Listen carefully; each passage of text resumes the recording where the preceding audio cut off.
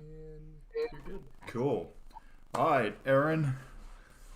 Thank you for being here, number one, and taking the time. We appreciate it. Would you like to start off by telling us a little bit about yourself? Sure, that sounds good, Sean.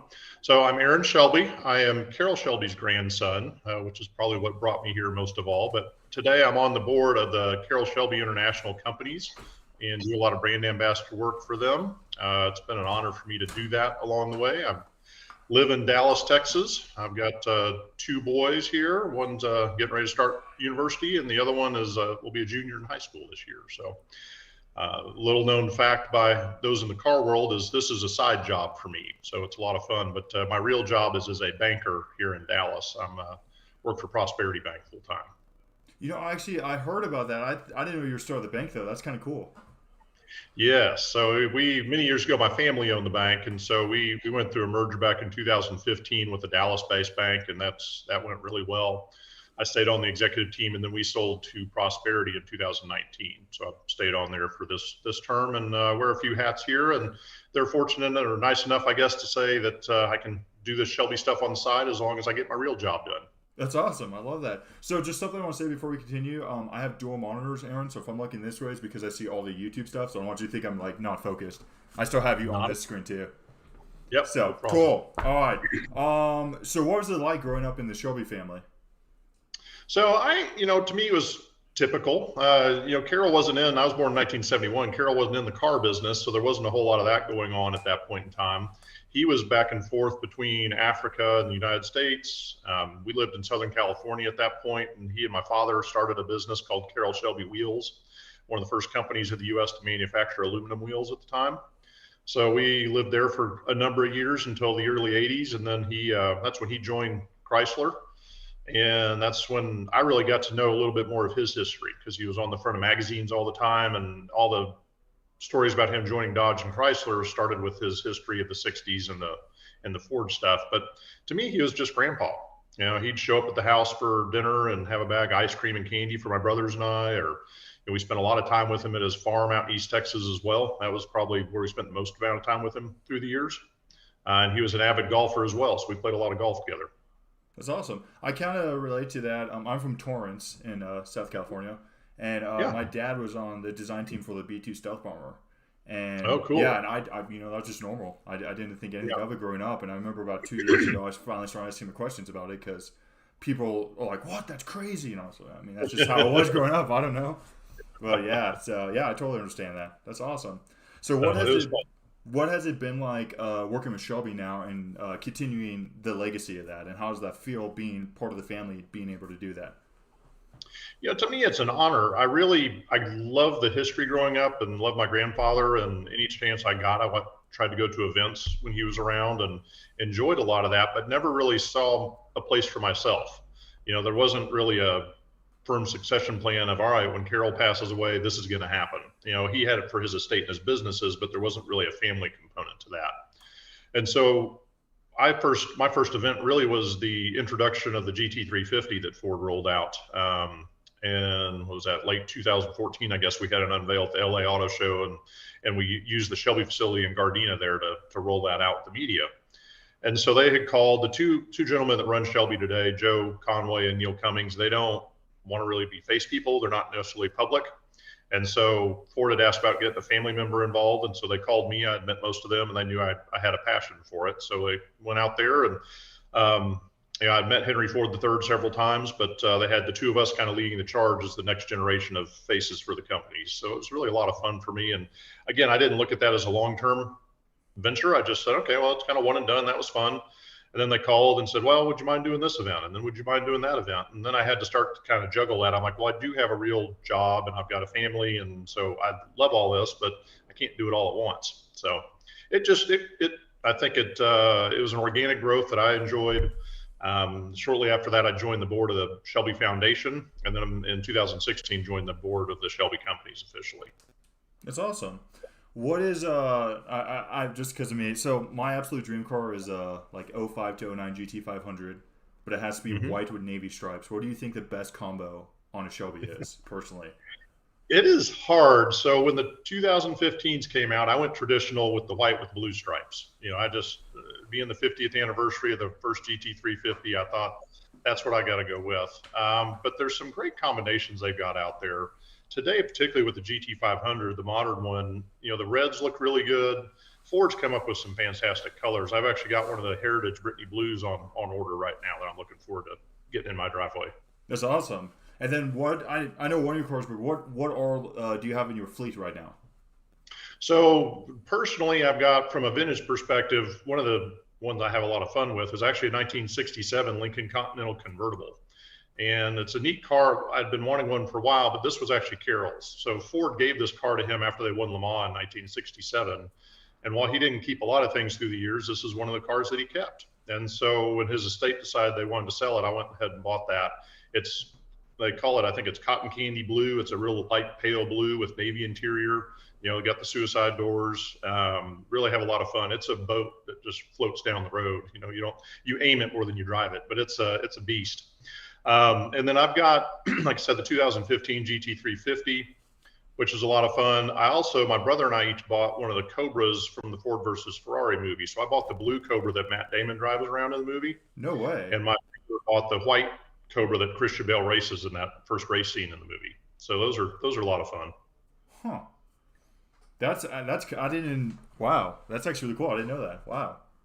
Yeah, it was kind of interesting. We knew, obviously, the filming was going on. I knew that Superformance had supplied the vehicles to, all the Shelby vehicles to the studio. And so I called them probably about midway through filming and said, hey, what are they going to do with these cars when they're done? Because the studio has no use for them. I said, I'd love to buy one. It'd be a neat piece of history to have and a little less expensive than a real Cobra out there. So they said, yeah, let me give us a call. So they basically said, you're the first one to call, so you get your pick. Which one do you want? So I said, well, I want the blue one that Matt Damon drives around. That's the key one of the movie to me. So it was nice of them to do that. It's a really drivable car. It's a Superformance, Cobra replica car. And so I like it. It's got an extended foot box in it, so I fit. I'm 6'3", so I don't fit in real Cobras very well. But this one's a lot of fun to drive around town. How historically accurate is that movie? As far as the overarching story, I think it's pretty accurate. I mean, you get into the details and they had to Hollywoodize it a little bit just because you're cramming 5 years into 2 hours. And so they had to speed some of that up. But I really think, they did a good job of telling the overall story. They did a good job with Carroll's character, particularly. Matt Damon, I think, did a good job of getting his character across and kind of his mannerisms and really his personality. He was larger than life, and he really did. I think one of the things that comes out of the movie that's really accurate is how he played politics with Ford. He could put the suit on and go back to Dearborn and talk with the Ford executives and understand what they were wanting. But then he could go back to Venice and go ahead and tell the Shelby American guys, you just need to do what you need to do. I'll cover you. So that was one of the things that I think the movie really pointed out and was very accurate. Did you ever get to meet Ken Miles? I did not. No, he had passed away before I was born. I have met his son a number of times, though. Peter's a great guy. He lives out in the Monterey area. Oh, okay, cool. One of mine and Hayden's friends, Jared, just got a 2022 Mach 1, and he says if we ever get the chance, he would love for you to sign the dash. I'd love to. That'd be awesome. Ford has done a great job on those Mach 1s. They're a lot of fun. And then he has another question. I'm reading it. It's a long one.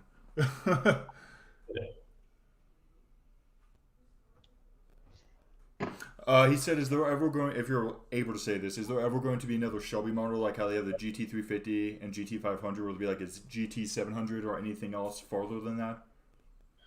I probably can't answer that officially, but if you look at our history, we really use the GT350 and GT500 monikers. So it's not that we don't add other things to those, but those are the real, I'd say, base monikers that we use. Similar to we did roll out at the end of last year the GT500 KR.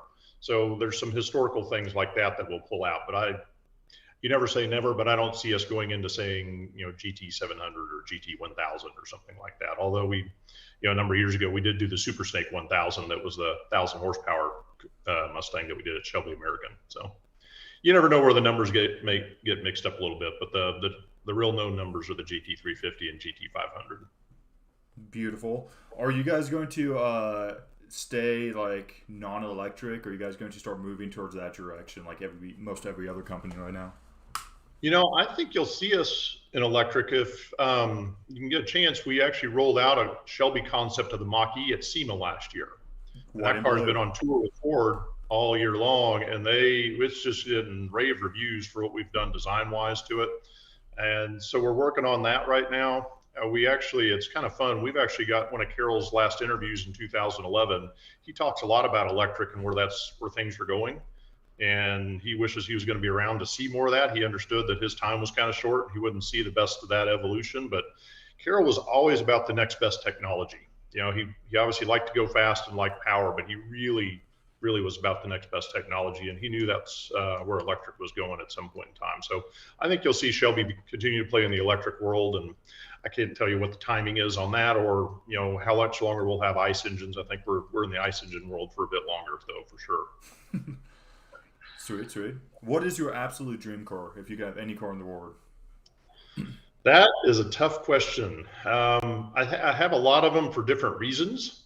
To me, in this past weekend, I got to drive one of my dream cars. It was a 65 GT350. And we were up at the NorCal SAC Shelby event at Sonoma Raceway, and we did a cruise through the wine country, and someone let me borrow their GT350, and that was just a lot of fun to drive around up there for a day. So that's probably one of them. From a Shelby perspective, I kind of like new stuff as well. I really can't wait for this 2022 GT500 to hit my driveway. I've driven them a couple of times already. It is just an awesome car. I wasn't sure that they could up the GT350 performance, and this car has done that. So they drive very differently, but I really can't wait to get my hands on this one. Yeah, the one that we did, what was that, like a month ago? The one I sent you a photo of, the blue and red one? Yep. It was crazy to drive, and the thing is, when I drove it, I floored it. Like most cars, you feel the shake and bake on it. But Yeah. I felt like I had complete control. I didn't think we were going to go off into the side or anything, and it was really impressive. Yep. Yeah, I took my older son out to the Ford Performance Racing School in June, and we spent a day in the GT500s and then a day in the track prep Mustang GTs. And the end of the 500 day, they take you to the drag strip out there. And of course, it's got all its computer technology in it, but you basically just floor the thing and it goes. You don't have to worry about the tail coming around or nothing. It is just awesome to feel that power. That's awesome. So our friend Hayden asked, "How's your day going?" I don't know. That's just something random, but he just commented that. My day's going pretty good. I was telling my wife earlier, it's like it was busy today. I had a lot of bank stuff, had a little Shelby family stuff, and a little Shelby car stuff going on. We're heading out to Monterey next week, so Monterey Car Week's coming up. That's always a busy time for us. That's awesome. Jared asked again, why are you guys just sticking with historical stuff? Why don't you guys create new legacies and do different stuff?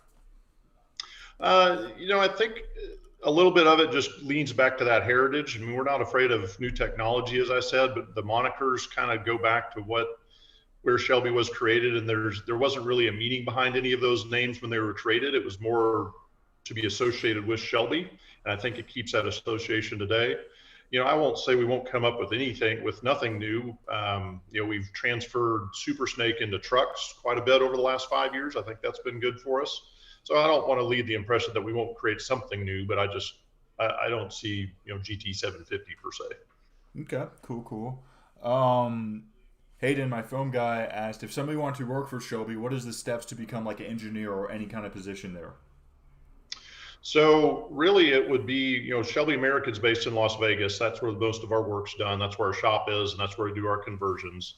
It's looking for opportunities out there. You got to want to live in Las Vegas, which not everybody does. So you got to figure that out. It's got its pluses and minuses, but it's just kind of keeping an eye on what jobs are listed out there. We are a large name, but a pretty small company. We don't have a lot of overhead. We don't have a lot of management staff at all. Everybody's pretty hands-on with everything. So, I think that's really where we go. We do have associations with several trade schools, particularly out in Northeast Texas near Mount Pleasant, where Carroll was from. We've got the Carroll Shelby Automotive Technical Training School. We've hired a number of students out of there after they graduate. They move to Las Vegas and work with us. So there's a lot of opportunities to take a look at.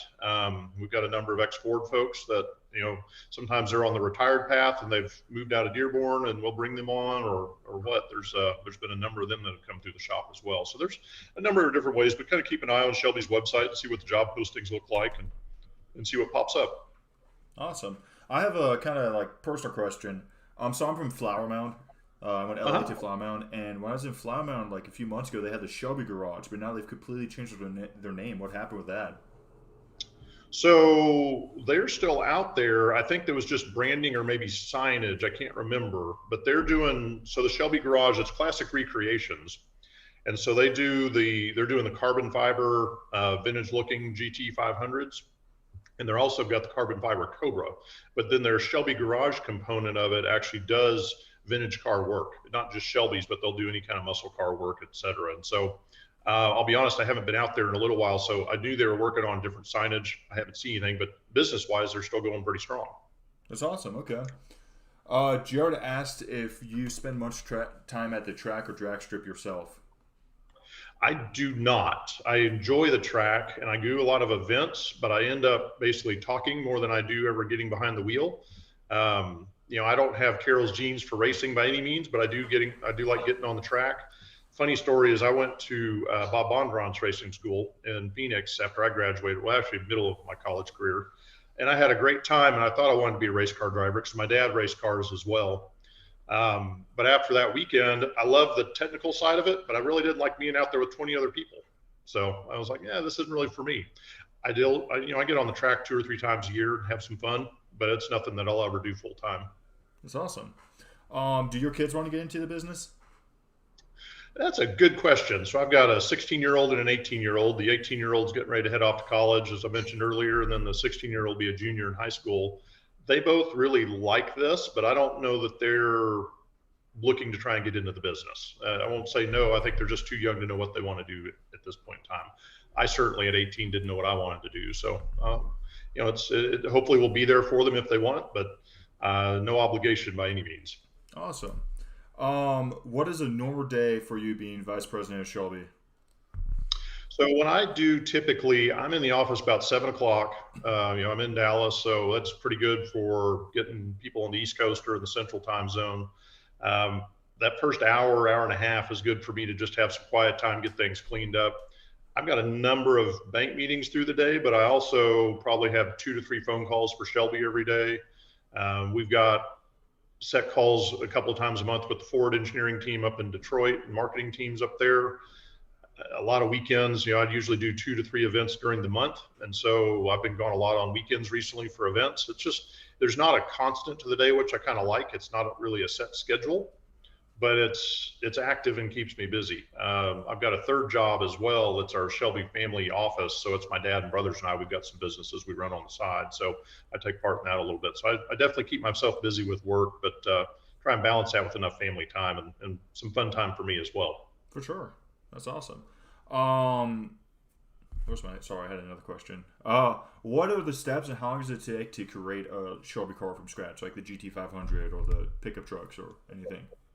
So I'll give you a 2-pronged answer to that. So, the GT500, GT350s are developed in-house at Ford.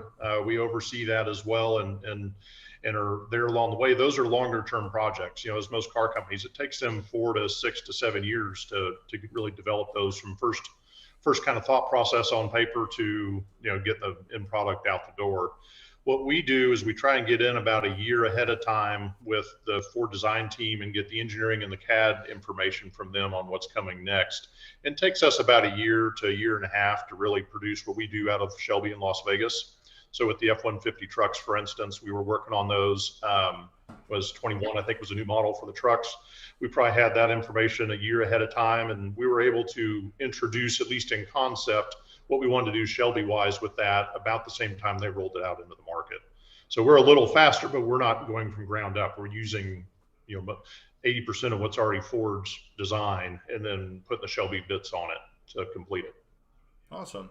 How does the Cobra, why does it stand so significant in Shelby? So the Cobra is where Shelby started. In 1962, Carroll had come back from Europe and come back from racing. Couldn't race any longer because of his heart. and had this idea of the Cobra project. Ford really didn't believe in it. Really, nobody believed in it other than this small group of guys that he got formed together in Southern California. And so he introduced that at the New York Auto Show in 1962. He wasn't in Ford's booth. He was on his own. And the media really liked it. He was a salesman through and through, really, really sold the car. And not only then sold it, but beat Corvettes on the racetrack. And that was the big thing. That's what really started to raise some eyebrows, when he was consistently beating Corvettes on the racetrack. And then Ford kind of took notice, and that was the evolution. That was really the first 3 years of the company, was the Cobra. And while there was really just less than 1,000 total Cobras ever produced by Shelby in the 60s, that was the genesis of the company. And I think it's not just an iconic design and look, but it's where the company started. It's the genesis of the company for sure. So was the Cobra before the Daytona? How did the Daytona come into play? Yeah, so the Cobra itself was 2 years in the making in sales and racing before the Daytona Coupe. What had happened was the Cobra was beating everybody here in the States. They wanted to go to Europe, and the Cobra did okay in Europe, but they knew the tracks were a lot longer. They needed more downforce. The Cobra, as Carroll used to say, was like a brick going through the air. There wasn't a lot of aerodynamics to it. And so the Daytona Coupe then was developed by Peter Brock in really about a 90-day period of time. It was pretty miraculous. A lot of the guys there didn't believe it and didn't think those concepts were going to work when they saw them on paper. But as it started to form, he and Ken Miles spent a lot of time on it. You had more and more guys in the shop started to help on it as this little side project. And the first time they took it to, I think it was Riverside to test, it was several seconds, almost maybe 10 seconds quicker than the Cobra was going around the track. So they knew they were on to something pretty good there. So the Daytona Coupe came into being in 1964. So about 2 years after the first Cobra was produced. And how many of those were produced? The Daytona Coupes? Yeah. 6. That's good. Is one of them in Dallas? Because this guy told me, and he showed me like paperwork saying that one of the ones that were like the original ones is the one he had. Probably not. So I can tell you there's one owned by Rob Walton of the Walmart fame, which he still vintage races his. One's owned by the Miller family that has a Shelby collection up in Salt Lake City. Let's see, one's at the Simeon Museum up in Philadelphia. One's in Germany or Switzerland. One's in Argentina, and one's in Japan. Now we've done, reproduction runs. There's obviously been more reproductions done later on that were Shelby authorized reproductions of Daytona Coupes. That's cool. Those are, I really like how those look. Those are very, very unique. It's pretty sleek. Did any of them come in chrome? Because I see them in chrome, and it looks really cool. The reproduction ones, yes. But the original ones were just blue? Yeah. In 1964, they used a color called Viking blue, which was a little lighter blue. 1965, when Ford came in more, they changed the more Guardsman blue is what it's called. It's more of the Ford Blue Oval blue. So those were the two colors for the racing series. Now you had a couple of independents in 65 that raced them. Flippinetti, he painted his red with white stripes, but in general they were all blue. That's pretty cool.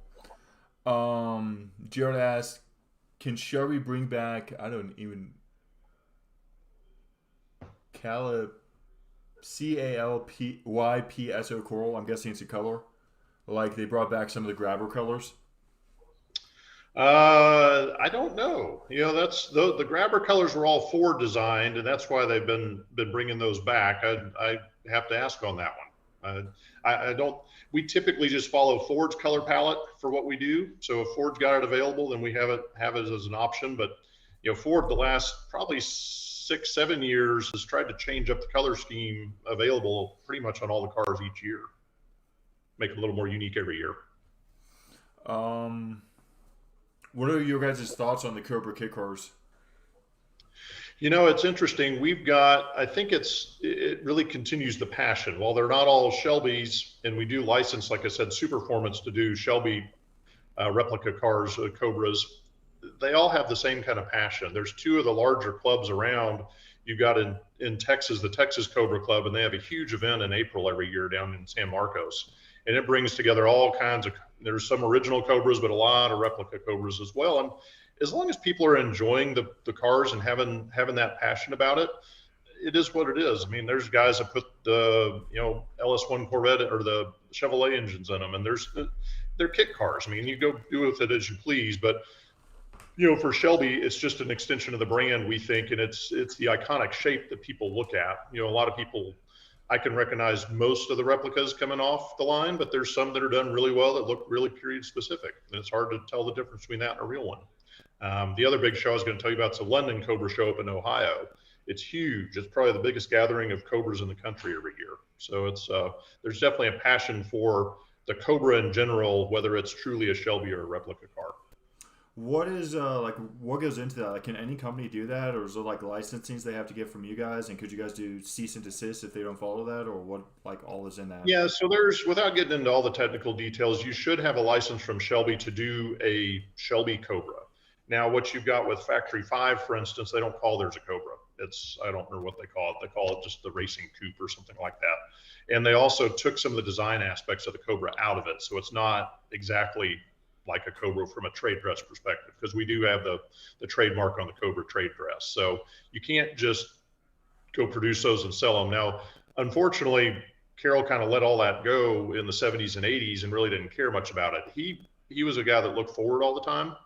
He really didn't look back, and it was probably not until the 90s when he realized there was really a business there in the replica side of things, because there was a lot of kit car guys in particularly the 80s building these things, and they weren't paying any royalties, they weren't doing anything, and they were putting Shelby emblems on them.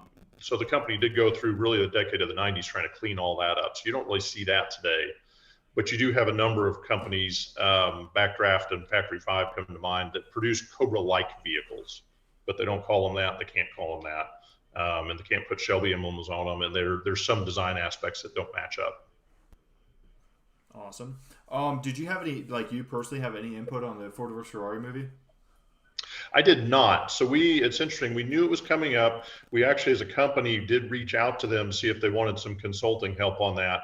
They had actually already hired Charlie Agapoo, who's represented in the movie. He was Ken Miles' chief mechanic. And so Charlie was a consultant on the movie. And so I think the story was played out from that perspective pretty well. There's been a number of books written through the years that really detail out the story as well. So it wasn't like they were trying to find something nitty gritty that wasn't known out there. The studio was friendly with us. We were friendly with them. There wasn't any problem. They just didn't ask for us to really provide any input until it was mainly done. And then they called up and said, well, we would love to have you help market it with us, with all the Shelby clubs and try and get that out. And so they were nice enough. I did a bunch of interviews with media, and they had one of my brothers and I come out to the Fox studios about 6 months before the movie came out to watch a preview of it, a kind of a pre-cut version of it. And so that was a lot of fun. And studio was easy to work with from my perspective. We didn't over ask for anything and vice versa. So it was neat. We did get to go to the red carpet premiere in LA. That's the first time I've ever done something like that. So that was a fun experience to go do. And considering it was, I was at October, November of 2019, none of us knew what was happening in 6 months from there. So it was a big event and really a lot of fun. That's awesome. Was it, if I'm not mistaken, I've only seen photos on it. Was that Mann's Chinese Theater? It was, yeah. So the whole, I would say, stereotypical Hollywood red carpet deal. I mean, they had SUVs come pick us up at the hotel, dropped us off at the red carpet. They had several of the cars from the movie on the carpet, so you can go get pictures with all those. And the PR people were great. We, walked down the media line. We got to meet the actors and the director and several other people that were in the movie. So it was really a lot of fun to be part of that. I would say that was not something that was ever on my bucket list item, but because of what that movie was, it was really a once in a lifetime experience for us. That's awesome. I like that. Our friend who runs Cars and Coffee here in Lubbock, he's really into Shelby. He actually named his daughter Shelby. He wanted me to ask you, what is some advice that Carroll Shelby gave you growing up, and what's your favorite advice he's ever given you? So I think generally, and he told a lot of people this, just don't give up. Don't be afraid to fail. He was a true entrepreneur. 90% of what he came up with never succeeded. And that didn't stop him at all. And to me, that's what I take away from him. You can always go try something. If it doesn't work, it doesn't work. You can go try something else the next day. And so that's, I think, my takeaway. I'm probably a little more conservative than he is from that perspective. I don't want to go risk my whole life every day trying to make a success, but he didn't care. He was in it for the long haul. He also knew that he was on borrowed time for about 40 years of his life. So every day was a bonus to him. So I think, the biggest takeaway is really just put your best effort forward and don't be afraid to fail. Just try new things out. It's awesome. I like that. So in the movie, when he talks about like how you kind of just get lost in it, and that's like technically how Ken Miles died.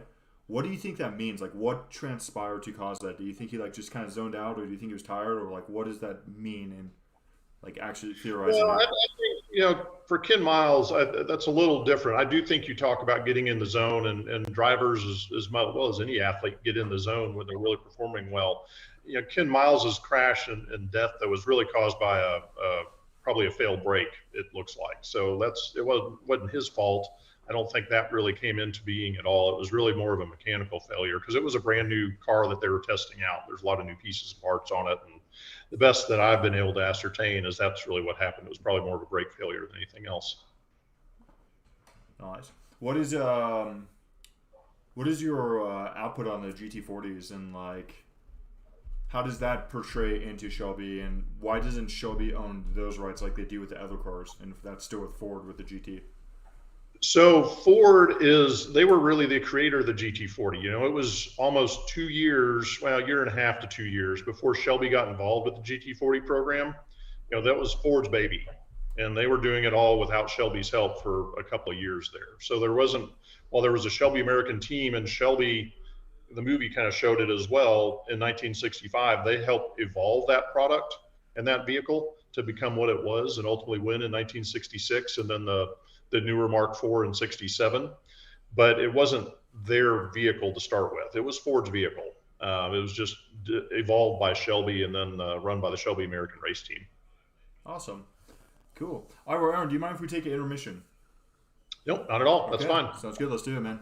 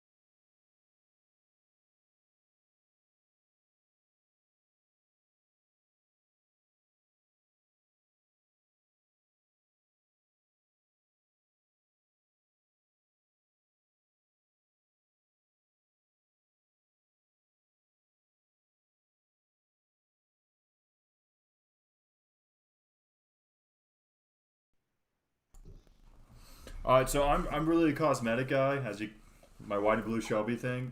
How do the color combos come into play, and how do you choose what colors look good, and what stripes will go with what color? Because like the blue and red one we have, I've gotten quite a few positive feedback, but I've also got quite a few negative backlash from it. So one, like the blue with red, is an interesting one. It's polarizing. And so I think it looks pretty good. It's unique. You just don't see that very often. But there's some people out there that really have a passion for that. And black stripes are probably number two. And that's, you got to go where things sell. ultimately. And so we kind of have a lot of history now on what people like to see. But every now and then a color comes out, they're like, we could maybe alter the stripe like this a little bit, and it might work a little bit better. So we'll play with different color ideas on the computer, and as we're designing things out, and see what works. Sometimes we'll pass it by a couple of the media folks to just kind of get an idea what they think about it. But it's not often that you find that sort of blue-red combination that actually does work. Most everything you see from us is pretty traditional, either black or white.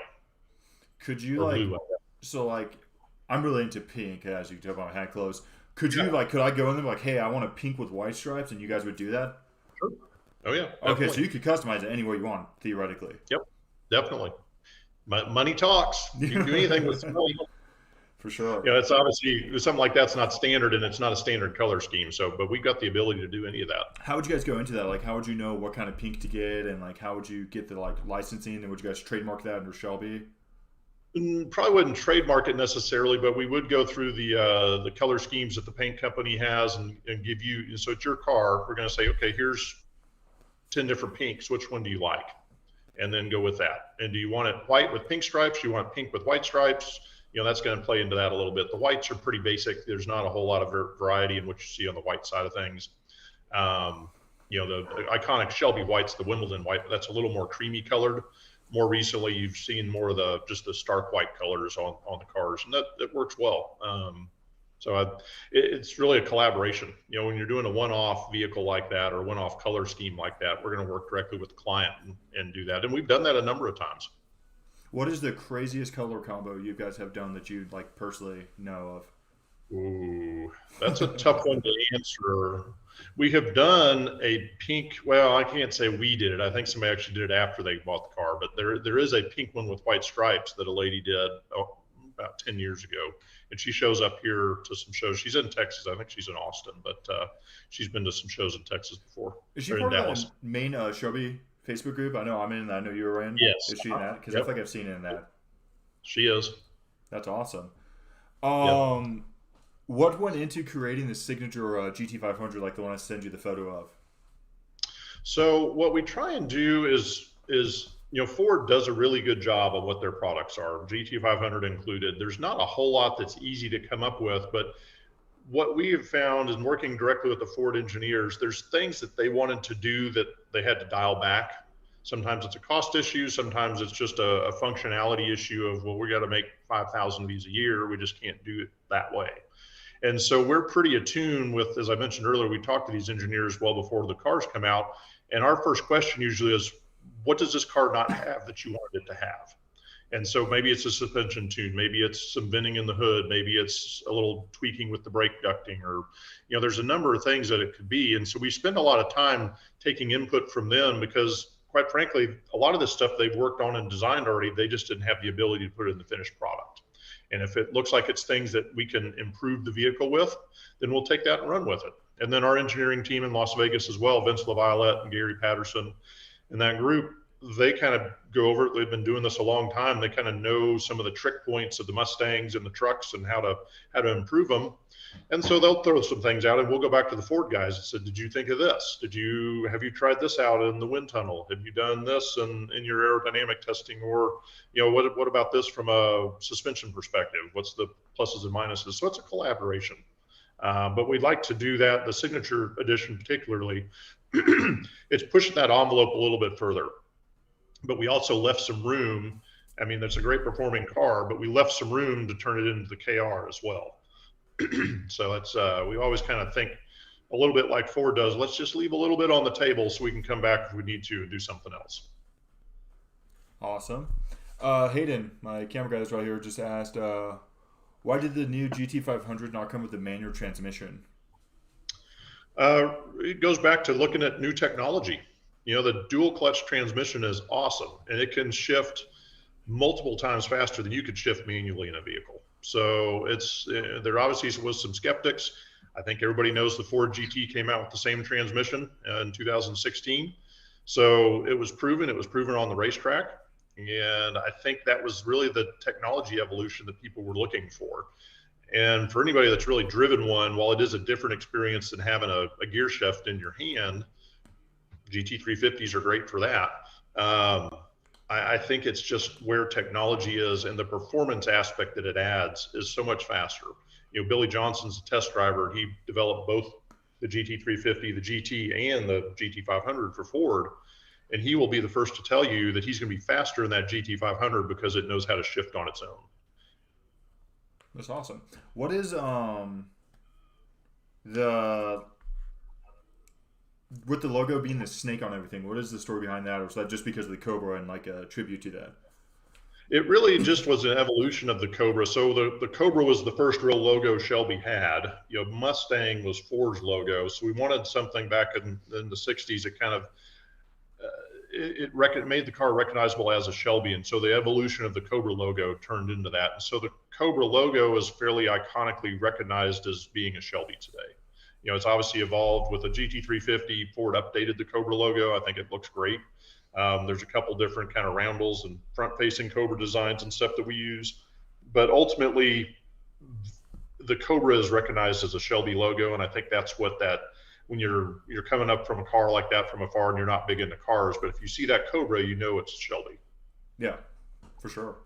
My wife wanted me to ask, is your dad and brothers involved with the company like you are? Not so much. So my dad's about 75. Again, I told you he partnered with Carroll back in the 70s and 80s, and he's probably been as engaged as anybody. He had his own businesses for many years. He raced cars for about 15 years.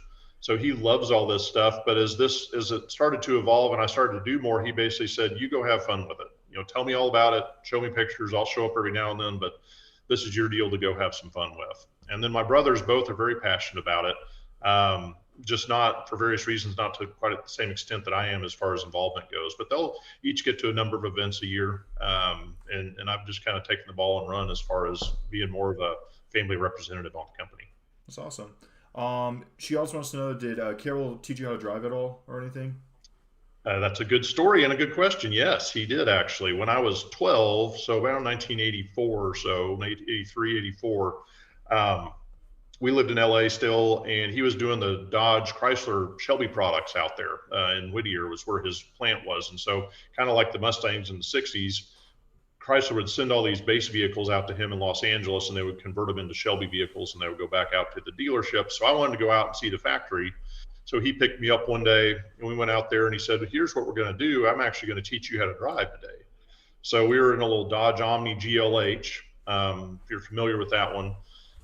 And it was a lot of fun. So we went out. They didn't have a track per se. It was basically the parking lot, but they had a skid pad and a little road course painted on the track on the parking lot. So he took me around, kind of showed me what the car could do. He's like, all right, you get in now. And so he taught me how to drive a stick and drive in general that day. It was really a lot of fun. It's a great memory for me to have. That's awesome. She also wants to know, is your wife involved with the company at all or into cars at all, or is that just your thing? Just my thing primarily. So it's, she enjoys driving around, but she doesn't know much about the history. She knew my grandfather pretty well and appreciated him, but just not really her thing to get involved in. So she is nice enough to allow me a couple weekends a month to head out and do this. And again, sort of juggle time between family, and we try and do date night every Saturday night when I'm in town. And that's a good way for us to stay connected. That's awesome. I totally understand that because my wife's the same way. Like me and Hayden doing this, we've driven crazy cars. My wife just has no interest. She's like, just do it. It's your thing. And I'm like, people dream of just seeing these cars. Like we did the 1989 Batmobile. That's like our favorite thing we've done with this channel. And it's really surreal. Awesome. But yeah. Scariest car I've ever driven in my life, though. It was not fun. There's no mirrors on it, and it's so long. Yeah. It's super, and everybody gets super close. But Hayden wants to know, what is your go-to song when you're driving a Shelby to play in your car? So I'll be honest, I don't even play music in the car. I like listening to the motor. Now, that's the best thing, whether it's one of the vintage ones or that flat plane crank motor in the GT350 is just an awesome sound. So I don't go much for music when I'm driving and having some fun like that. It's just look at the open road and have fun listening to the motor and try and zone out a little bit and have some fun. Have you driven one of the classic ones like you did last weekend, or was that your first time? No, I've done that before. We've in our family collection, Dad's got a 66 GT350, and we've got a couple of original Cobras as well that I've driven around. So I've done my time in the classic ones, and they're great. They're a lot of fun, but basically we haven't had one out in 4 months here because it's too hot. So, they're a Cobra. I don't know if you've been in a real one, but they're like an oven on wheels. So there's no insulation in them. They've got that huge motor up front, and the heat just radiates through the foot box. And so if you're above about 80 degrees, ambient temperature, those things get hot real fast. That's how we did one of the Caterham Super 7s, and that was very similar to that feeling, I'm guessing. Yeah, it probably is, because it's a pretty raw car. Yeah. A lot of fun. It's pretty raw. Yeah, I could not daily drive it. That or the Batmobile, no. Yep. That's awesome. What is your advice for people personally doing stuff and trying to make crazy things happen? Because the whole Shelby story is very inspirational, and it's honestly a once-in-a-million chance and opportunity. It really is, and unless you really know what your passion's going to be earlier in your life, be open to new opportunities. 20 years ago, I would have never told you that I was doing what I'm doing today. As far as working with Shelby or Shelby Family Office, the banking stuff I was already in. So that would have been, if you'd asked me 20 years ago, I said, well, I'm just going to be working at a bank. But I didn't. The opportunity presented itself and I jumped at it. And so I think you really need to be open to opportunities, particularly if you don't really know what your passion is today. And a lot of people don't. They just kind of show up to work every day and it's a paycheck, and that's what they think about it. And some people are built fine that way and others aren't. But I think you just need to really keep your eyes open and keep open to new opportunities. And that could just be introductions to people. It could be actual opportunities of work. It could be anything like that, but just keep an open mind, because you never know what may come around the corner and help you out. Do you really, do you think success is really a lot like editorial times all about the people you know? And so do you think that's pretty solid advice that you need to know people to get it to places? I think that helps, but it depends what you want to do and what you're trying to accomplish. I mean, sometimes you can know all the people in the world, but if none of them are really related to what you like, it doesn't matter that much. But I do think it's good to know more people than less. I mean, as a banker, I want as many contacts as I can around town, because you never know, maybe we're not going to bank this guy tomorrow, but maybe in 3 years, he's going to remember our introduction and call me back. So you never want to turn down introductions. And I think having in old school vernacular, a long Rolodex is a good thing. The more people you meet, you just never know where it might materialize, and maybe you circle back to him one day. That's awesome. Yeah, I mean, it is a small world. So going into the Shelby again, when a video game has a Shelby, do they have to go through licensing from you guys, or when they do like Ford stuff, they just automatically have that?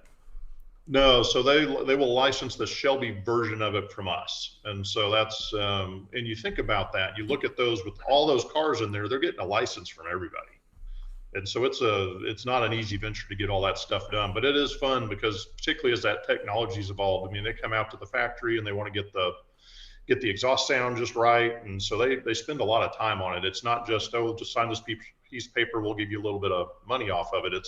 They really get into exacting detail on how these vehicles look. So that's a fun project to be a part of.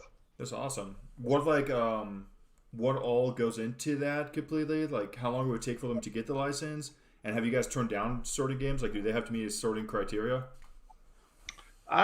So Neil Cummings runs our licensing side. I'm not as directly involved in that. So there's, kind of standard licensing agreement stuff. There's usually some upfront payment. Then there's typically something else that plays out over time, depending on, percentage of sales or something like that. It's more of a, some price per unit that they pass on to the manufacturers. That varies. Really depends on the product. Games are maybe a little different than Matchbox cars, or a little different than, Breitling watches, for instance. So they all have some variations on how the licensing works. But there's typically stipulations in there about what the vehicle's got to look like. They can't, if it's a Shelby, it's got to be a Shelby. They can't say, well, we just want to put this huge tail on the back just because we think it'll look better. That takes away from that look of the Shelby. And so that's what we spend a lot of time on that with them, and making sure that they understand what the actual design looks like, and that it'll be exact. Is it like so like you said, there's different variations. So like if you wanted a Shelby in a game compared to making a Hot Wheel or a Matchbox, do those cost a different amount, or is the licensing just one solid cost for anything? No, it's different, because it's going to be based on what they think their overall volumes are going to be from a dollar perspective. Obviously a Hot Wheels costs $1.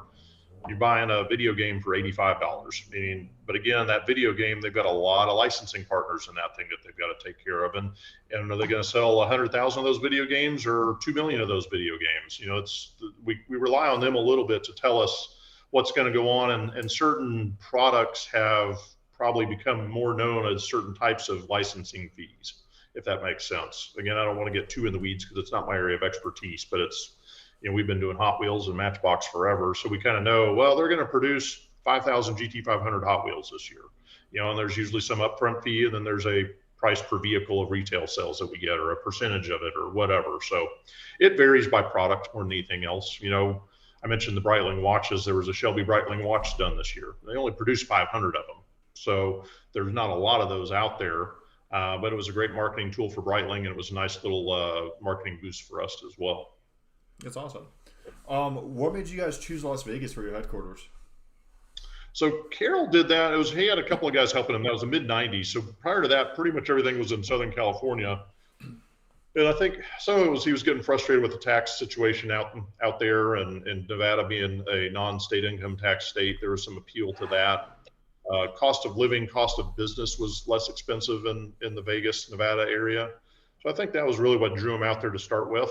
And then we realized as the company kind of took off and grew a little bit more, obviously a huge tourist destination. When we moved into our current facility in 2014, we're just south of the Strip. We get so many tourists coming through there now. You know, we've got a retail store, a heritage center, we call it, museum, and then the manufacturing facility. And that's a huge piece of our business today, is the amount of tourists that come through to see it. When we moved out there originally, we were at the Speedway up in north of Las Vegas.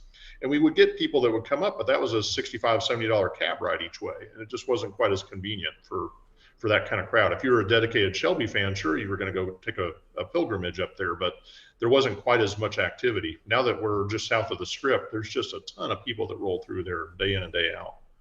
That's awesome. On the Cobra again, touching on that, I'm just thinking of other stuff. So I know it's a Shelby Cobra. I've also been told it's called an AC Cobra. What is that? So the original kind of base of the Cobra was, it came off the AC Ace out over in England. And so Carroll had seen those cars when he was racing in England. The English sports cars had little 4-cylinder motors at the time. So his idea with the Cobra was, I want to take one of those AC cars, but I want to put a Ford engine in it. And so he, being the salesman, you know, as the story goes, he went to AC and said, hey, I've got Ford on board. Can you give me a couple chassis? I've got the Ford engines and mechanicals. And he went to Ford and said, hey, I've got AC on board. Can you give me a couple engines and a little bit of money to develop this? He didn't have any of it in hand. He just told the story. So they all he pestered him enough to get that first one going. And so the first cars were all made, you know, the bodies and the chassis were all made at AC in England and then shipped over to the States. And then the full assembly of the cars was done in the States. It was on the East Coast for the first run of them, maybe the first 75 or so. Were done on the East Coast because he didn't have a full shop set up in California yet. And then they started to ship them all into California, and they would finish them out there. And so there's still, if you go to England and really a lot in Europe, they're known as AC Cobras because that was what was sold there. The Shelby Cobras weren't really retail sold there.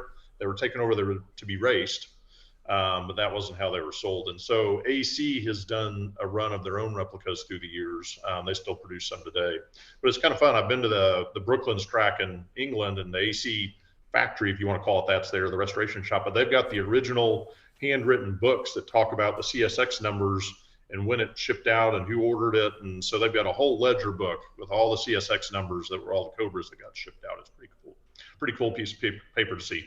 That's pretty cool. Awesome. What part do you guys hold in when you buy brand new GT500 and you get that track experience?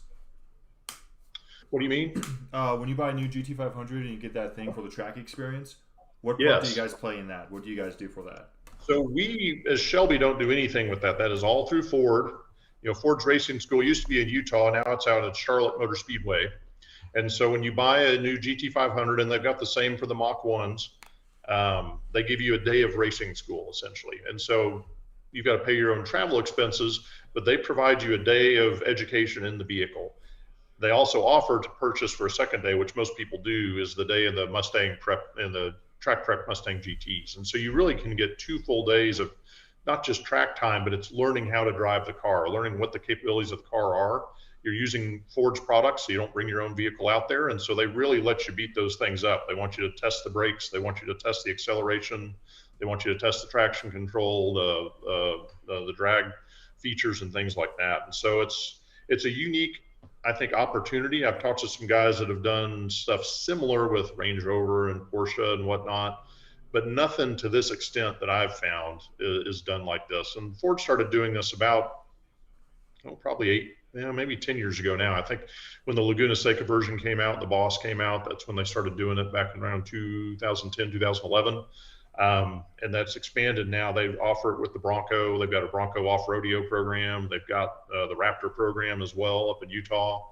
So any of these high-performance vehicles, they provide this as an option. And anybody that buys one, I would highly recommend it. Awesome.